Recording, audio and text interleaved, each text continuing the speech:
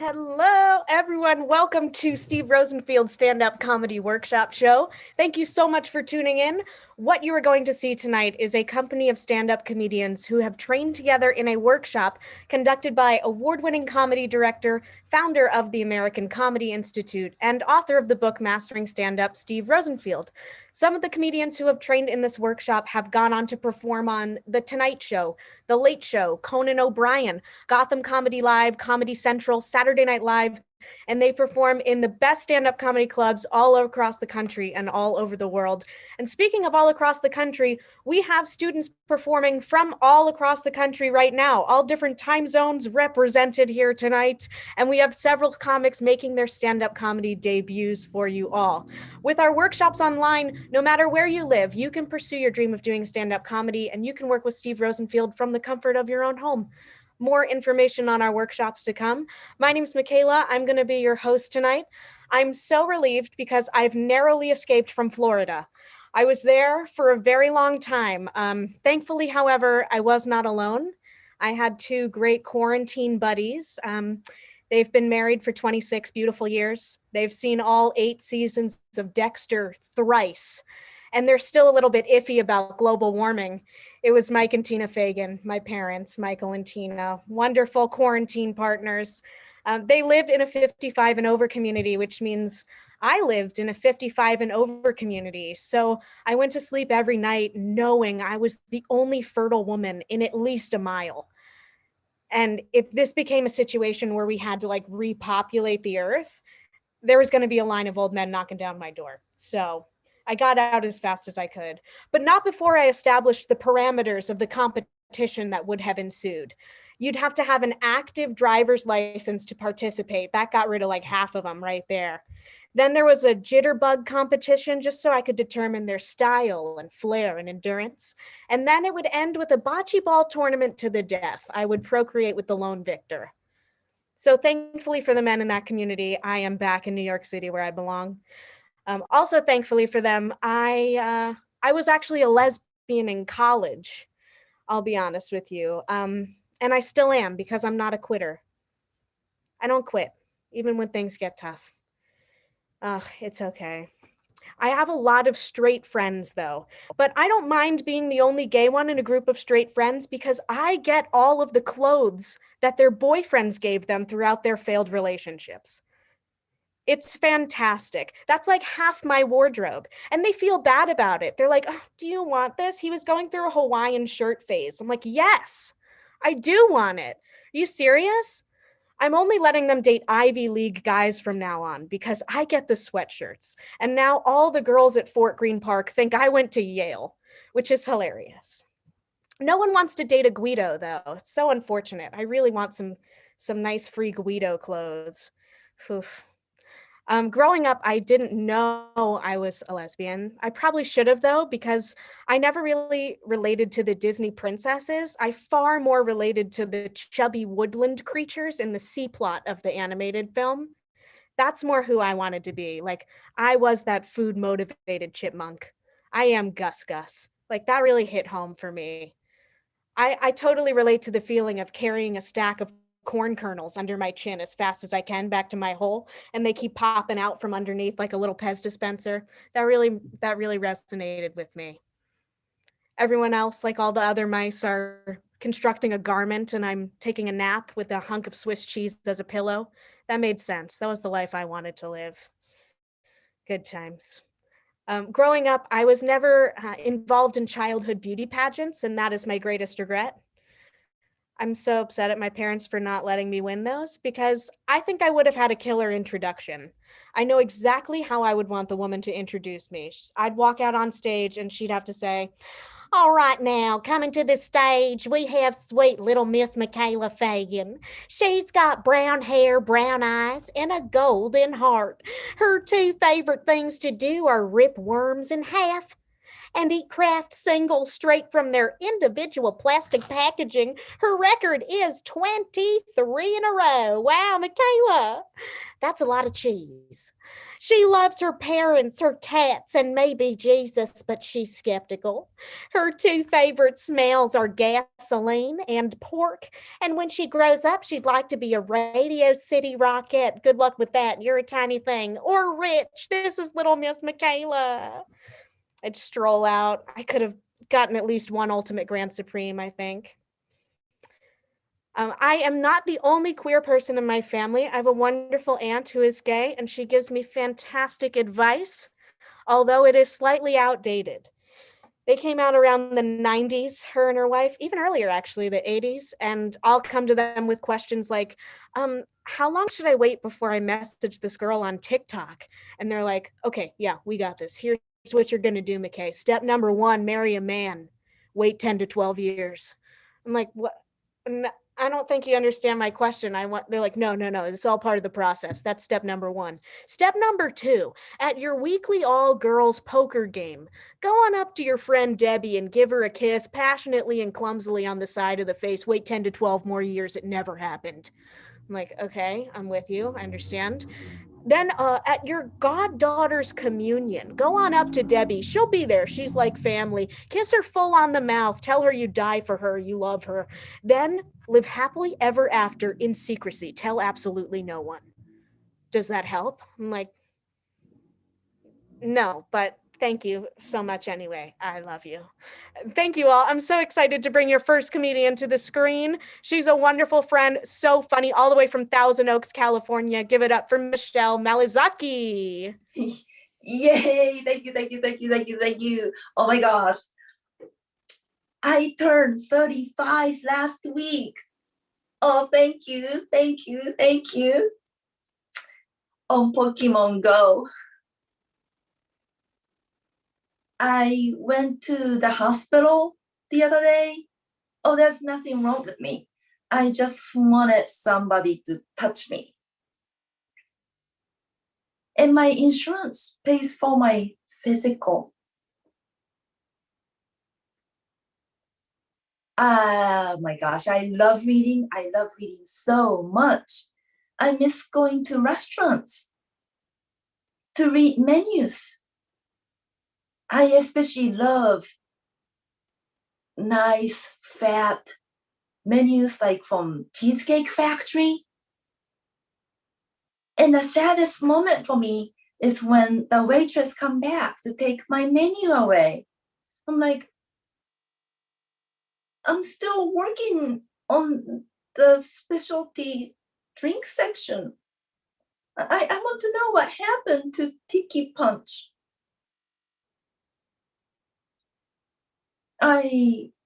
People assume I am a Buddhist. There's nothing Zen about me. I believe in commercialism. I want to take all the money and property to me. I'm a Christian. I've been married for 20 years. In Los Angeles, that means I'm eligible for parole this year. But I'm not sure. It's been a while since I was free, so I'm not sure if I'm ready to re-enter society. I think I'm just gonna stick around for 5 more years. Then I'll qualify with my good behavior. I'll qualify for full retirement. My husband is Catholic, and when his side of family goes to church, they don't sing. They move their mouth, but nothing comes out of their mouth. Who do they think they are fooling? God knows everything. That He knows that they are lip syncing. I told my husband, if he wants to go to heaven, please sing the freaking song. On the other hand, my father loves to sing at the church. He doesn't sing melody. he chooses to sing harmony. He asked choir master if he could join the choir, and he said he's not singing harmony. He's tone deaf. I am a musical prodigy on my instrument. I got new instrument, the musical ruler. It's a real thing. Look, musical ruler. Okay, let me play this for you. Wait, I'm gonna stretch a little bit. Okay, are you ready? Okay, I'm gonna set this right. Ta-da! Gosh, am I good? This is especially a great instrument because I'm married to a Catholic guy who went to Catholic school. If he does something I don't like, I just go, and I get everything done my way. I'm not a Catholic, but I'm married to a Catholic because I'm smart. I can get divorced, but he can't. I'm set for life. Because I am married, not married, I'm from Japan. People might think my father is a stern man, but that's not true. Growing up, my father wanted to become a ballerina, but it was World War II, so he couldn't. Nobody was selling tights. Instead, he became a chemical engineer, inventing smells for detergents, like artificial newly lavender smell. I think that's why I have issues. On Costco.com, I found this great deal for caskets. $999 for a casket, including shipping. I was like, wow. But they don't let me test drive. In order to buy it, they ask you for the name for the deceased. You can't order it for yourself unless you're dead. But I want to test drive it because I want to know how it feels. And I'm gonna be stuck in there forever. It's not like wedding dress. Well, wedding dresses, you could only have one casket. So I think I'm going to ask my son to assemble an IKEA casket. Then I could try it and see how I look. IKEA caskets are $129. I'm going to save so much money. I think I could go extra fancy on my casket outfit. And I could also afford professional hair and makeup. Well, thank you so much. I'm Michelle Marizaki. Thank you. Michelle Malizaki. Oh, now you have me waiting for the TV show. Say Yes to the Casket. I hope that happens at some point in time. TLC, I hope you're watching. Your next comic coming to the screen, a very funny guy. You're going to love him all the way from Greenville, North Carolina. It's Cage Jackson. I know some of you are looking at me right now saying, damn, when did 50 Cent start doing comedy now? I'm more like his broke cousin, Loose Change. It's been a year since everything was shut down and everybody was self-quarantined. I never thought I could get through so many documentaries and Pornhub. I masturbated so much, my forearms look like Popeye the Sailor Man. Oh, I'm Popeye the Sailor Man. I'm having a great week. I just found out I'm not the father. Again, I'm 37 years old and I don't look it. And people be like, What's my secret? I'm not married with children. It's not that I don't want to have kids. I'm just afraid of having ugly kids. Like, he or she gonna ask me, Daddy, am I ugly? Whoo, you're not ugly, sweetheart. You just have a unique look about you. What does that mean? Means you're ugly. Another reason why I'm scared of having kids is I'm gonna have to give up something that I'm not sure I'm ready to give up, like child support. You have to put time and energy into a person in order to have a real relationship, in order to take that next step for marriage. Like, one girl got mad at me. You don't call and text me every day. You don't call and text me every day. What's wrong with you? You don't call and text me every day. Call and text you every day. I don't even call and text my girlfriend every day. I really didn't understand that girl. Everything she had was fake. She had fake lips, fake breasts, fake lashes, fake butt. I mean, she gave fake orgasms.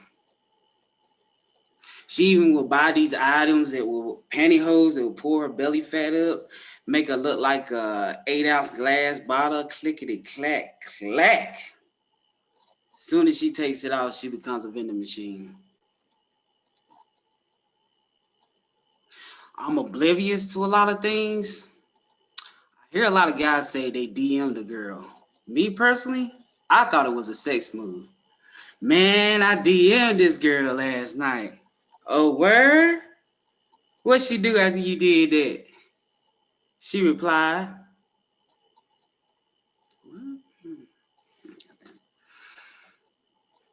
I like dogs, especially huskies. I turn into a little white girl when I see one, but not just any white girl. You know, the one that got good credit, have Aces running shoes, got a soft light t-shirt that go all the way down to her kneecaps. I'd be like, oh my God, is that your dog? Can I pet him?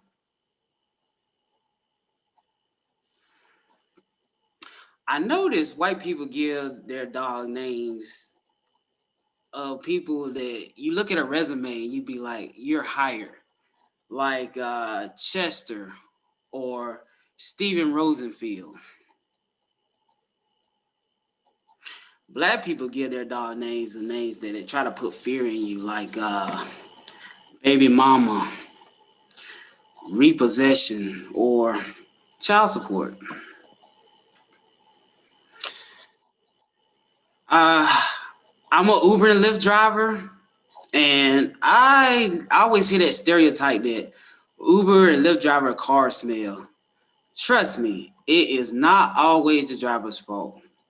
You wouldn't believe what some of these people smell like they get into my car. Like, one guy was like, got into my car, was like, man, what's cracking? I said, these windows.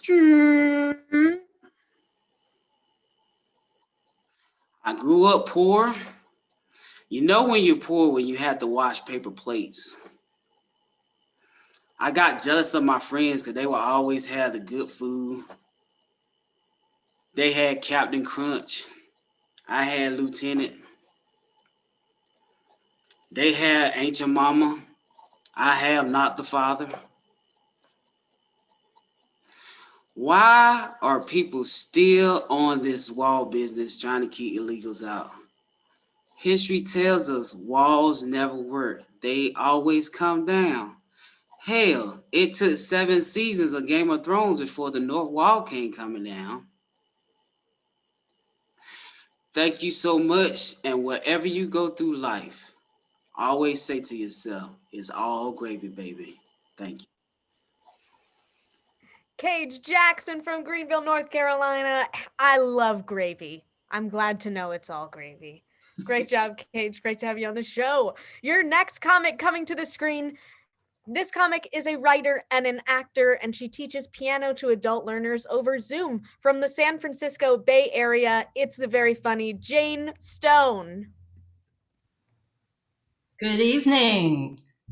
Jane Stone holding down the fort. You know, with the pandemic going on, I have no one to help me around the house. So yesterday I tried flipping my mattress. That was a near-death experience. Because I'm single, my mattress is the Hope Springs Eternal 18-ton double-wide mattress. So with a lot of grunting, I raised one side of it higher than my head, shoved it, and shouted, "Heave ho, timber!" So it's teetering up there near the ceiling, back and forth, and it comes crashing back towards me. Almost made me into a panini on box springs. And the pathos here is that no one would have even noticed that I was missing until it was time for my annual mammogram. And I just had my mammogram. Recently, I became a first-time grandmama to Roland, a golden retriever.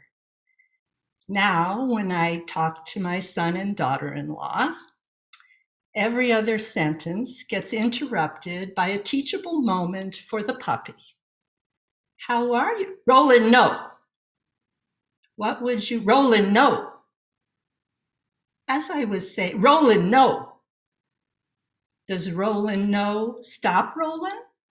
No. Years ago, I actually rescued a miniature poodle named Gracie. Everyone had told me that having a dog is such a great way to meet people. No, being a dog is a great way to meet people. When we were out walking, Gracie got treated like Beyonce, and I'm invisible. The poop scooping roadie bringing up the rear. You know, I may have overdone it on her wardrobe. On rainy days, I dress Gracie in a bright yellow rain slicker with a hood that covers her little head. A driver stopped his car in the middle of the street, rolled down the window, and scolded me for allowing my kindergartner to crawl to school in the mud. Well, I used to think that I was high maintenance, but Gracie requires a spa day every month at the groomers. Shampoo, style, blow dry, and pedicure. 4 of them. Just 3 months after I rescued Gracie, she and I already were in the veterinarian's crowded waiting room, about to be separated from $700. A lady sitting next to me bends down and addresses my dog. Now she says, "Aren't you cute? What's your name?" This is new to me because the only other pet I ever had was a goldfish. Nobody ever asked him for an interview. So I look at Gracie and I can tell she's not going to answer. So I say, "My name is Gracie." That was a mistake because the woman continues on. "And what is your age, Gracie? How old are you?" Would you believe 49? Have you ever wished your pet could talk? I think that French poodle Gracie would say to me, "Bonjour, my little cauliflower. Why do you keep putting perfectly good poop in the garbage? Of course you want to collect it, but why not save it? Such a fascinating souvenir and aromatherapy. And Sherry, you can forget those cheapo doggy treats. I prefer camembert and brie and Costco's roasted chicken." Well, my friends, Gracie, no. I appreciate your Gracie, no. What? Don't impersonate you? Fine. Gracie, drop that drumstick. Take good care of each other, sweethearts. Jane Stone and Gracie. Bonjour, Gracie. Au revoir. Thanks, Jane. Your next comic coming to the screen is performing all the way in Brunswick, Maine. He's very funny, and his name is Christopher Ladner. All right. Thank you, Michaela. Yes, I am Christopher Ladner, and I live with 5 teenage daughters. I'm asked all the time how that happens. Well, it started when my wife got me drunk and offered me a threesome. I misunderstood. Then about 2.5 years later, she comes home and says to me, "So, I guess you're going to start staying home more often to entertain our only child." I made sure she was pregnant that night. Our third, she was that surprise you find out about after your first date night in 4 years. The whole night itself is a little fuzzy, but I do remember that I had a big fat sirloin, there were handcuffs, and an Ambien, I think. But I'd hoped at least that she, the third, would turn out to be the most grateful of the bunch. Turns out choosing just to keep one only gets you an extra Father's Day card. By the fourth, I'd given up on everything. The Porsche I wanted, the lake house, weekends, good credit. The fifth, she demolished any hope I had of ever getting credit for anything I ever do, ever again, my entire life. And dibs on the use of any one of my 3 fucking bathrooms. Before you ask if I have a favorite, you have to understand something. You see, a young woman can get her period about every 23 days. That means every 23 days, her clothes don't fit, she doesn't fit into her body, I'm paying her too much attention, I'm not paying her enough attention, I cannot possibly understand her or anyone or anything else. In my house, that's times 5. My favorite is the first one that elopes. My life is not all doom and gloom, though. I really enjoy what I do. For work, I'm a funeral director. You know what I love most about my job? The silence. You know what I hate most about my job? Finding that your grandmother had "open for business" tattooed on her backside. God, gross. You can't unsee that. My kids, all of them, are always embarrassed of me. Per course. This particular week, though, they're mad at me because I refuse to put a Black Lives Matter sign in our front yard. They called me a cis white male clinging to privilege. I said to them, hey, first off, I don't understand any of what you just said. Second, though, I know racists have funerals too. So I guess if I were you, I would be doubling up my prayers to whatever God you want in hope that your dad buries enough racists that you lot can spend 4 useless years of your lives in college chasing after a social science degree. Whatever the fuck that is. I can't ever get away from women. Ever. Every morning it begins with, Alexa, good morning. It's raining out, Christopher. And now she's not going to care. Could you say that again? No, I won't. Leave me alone. You missed your cue, you dumb little... God. Anyway, I had to break up with Siri. I had to get an Android. I don't know that one. Stop. I'm doing something. Leave me alone. Christ. I was saying I had to get an Android just to break up with Siri. She wouldn't take no for an answer. I'm sorry. I don't understand that. Let's try again. I said fucking no. I'm sorry. I didn't understand that. I bought a new Chevy Tahoe, and now I have to listen to what I call Nagstar. In 2 miles, bear right. In 1 mile, be in the right lane to bear right. In 50 feet, bear right. Bear right. Rerouting. Why can't you ever commit? Are you afraid you're going to be just like your father? I know you think you listen, but you never really hear me.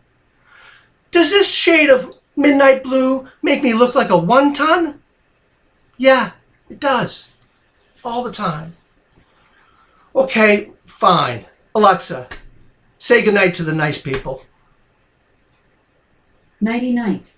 Get some good rest. Because for me, it's all going to start over again tomorrow.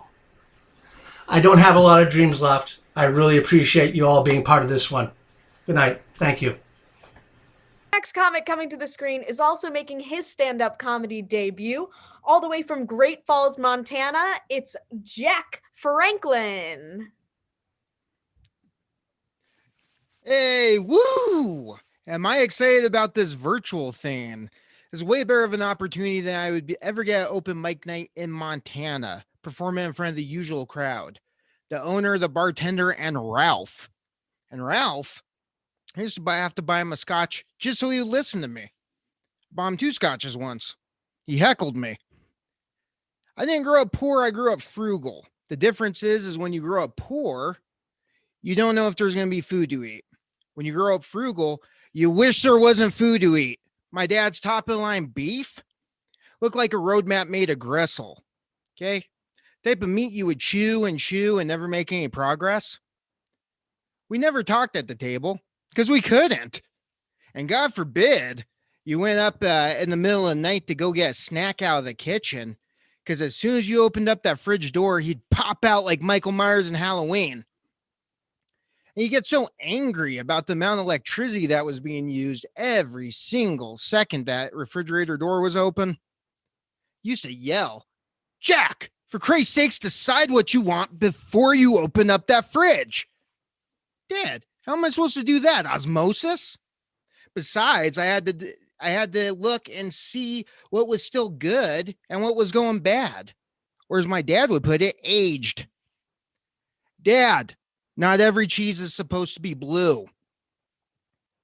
And do not forget to shut off that light before you leave the kitchen. Okay? Because the man would react like he heard the worst news. Like a loaf of bread went up by 10 cents.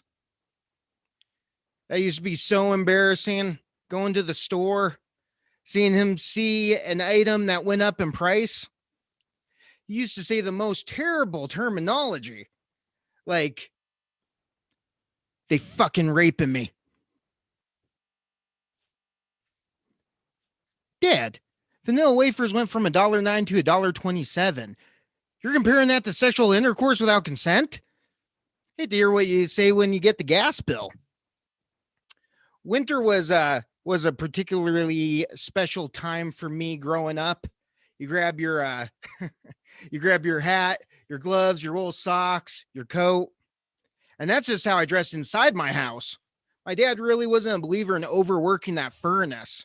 It used to suck used to suck getting out of the shower, but you knew after 3 minutes you had to, because they're going to get a friendly reminder that with a toilet flush, that showering was a necessity, not a luxury. So going to a friend's house was awesome, because I would hear things that their parents would say that my father would never say. Like, why are you playing in the dark? Or, hey, throw that out, it's gone bad. And they had rich people food, like Pop-Tarts, not Toastettes, but the real deal. I used to be like, Mike, man, is there something you're not telling me? Huh? Is there something you're not telling me? You have Doritos, like from the movie Wayne's World. You have actual Oreos, not sandwich creams. You can take off your coat inside the house and not catch pneumonia. Your parents own a diamond mine I need to know about? And this has completely screwed me up growing up. Okay? Because now that I'm an adult, like, I'm opposite of my father. Okay? Instead of saving and stability, I spend like crazy and I'm extremely in debt. If a good credit score was like a good golf score, I'd be kicking so much ass. The lower, the better. Late credit card payment, that'll shave 10 points off your game.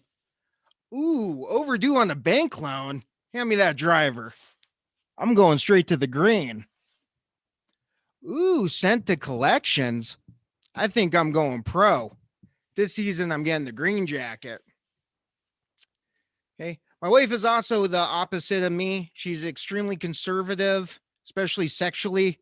She thinks fellatio is something that you would order from Starbucks. Anal? Yeah, about the house being clean.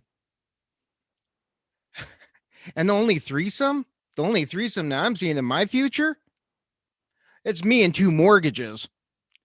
I'm Jack Franklin. You guys are a beautiful crowd. Thank you very much. You rock. I'm going to roll. Great debut, Adrian. Your next comic coming to the screen is performing all the way from San Diego, California. We're so excited to have her on the show. Give it up for Marcia Lombardo. Thank you, Michaela. Hi, everyone. My husband, he thinks I'm paranoid about eating. I'm not paranoid. I'm Italian. He doesn't understand. Okay, so my mother, she would make all this delicious food for me. And like 5 minutes later, she'd throw a shoe at me. You'd be on edge too. So now you know why the Romans had to invent the helmet. When you're Italian, it's all about the tomato. It's like our mascot. It's our national anthem. It's on our flag. You see red, green, and white. I see the tomato, the deconstructed tomato. And the tomato sauce. You gotta smell it. You gotta steam it. You gotta massage it. It pisses me off. That tomato sauce is getting more attention than I do. You know, I'm Catholic, and I was about 8 years old when I got First Holy Communion, and the priest, he gave me the wafer, and then he just kept going. And I was like, where's the sauce? Come to think of it, Italians would have made terrible Jews. They would have crossed through the Red Sea, gone into the desert, seen all that sun, and they would have said to Moses, why are you telling us to keep going? Look at all this sunshine. You and God have got to be mistaken. This is the promised land. We ain't moving. And Moses would have been like, you're right. What is he thinking?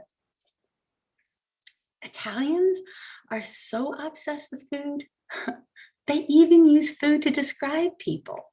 And everyone seems to know what these descriptions mean.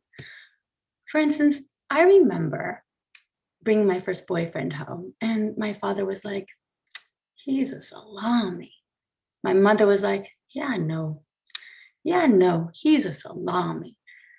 Even my uncle was like, oof, what a salami. I didn't know they were putting him down. I misunderstood. And I was thinking, How do they know he's delicious and hot?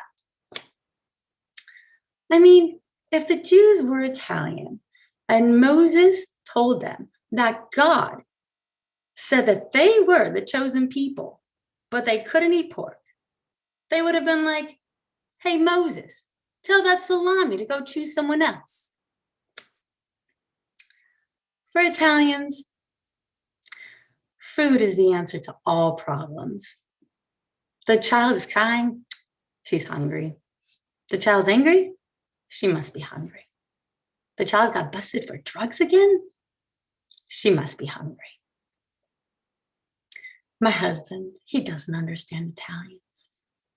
You know, we were having a discussion about the sex talk, that we got from our parents. And he told me that his father took him aside and said, son, you want to treat women with respect and admiration. You just be careful. Don't give your heart away too soon. That was a little different than mine. When I was 12, my mother saw me kiss a boy. So she took me aside and she said, you're a whore. Then she's packing my clothes in a bag and throwing me out of the house. And I didn't know where to go. And then a few minutes later, she opens the door. She's like, what are you doing out there? Get in here. I made some pasta. I have a younger friend who was wondering, what is marriage really about? And I said, marriage, it's really, really simple. And it's really quite wonderful. Marriage is all about getting someone else to do work for you. My husband, he says that I have a really exaggerated view of the positive effect I'm having in the world. Just because when I throw up in the ocean, I say that I'm actually improving the fish life because I have a good diet and I'm putting good nutrients into the ocean, into the water. And he said to me, that's crazy. That's like me saying I'm saving the whales because I pee in the ocean and I take so many supplements. And I was like, you do, darling? That is so wonderful. We're both giving people. I really don't see the problem here. Gee, I gotta go. I gotta go stir the tomato sauce. You've been great. Bye. Marcia Lombardo, she has to take care of her sauce. This is very important. And it's been probably simmering away for a very long time. I can't wait. I wish I could have some.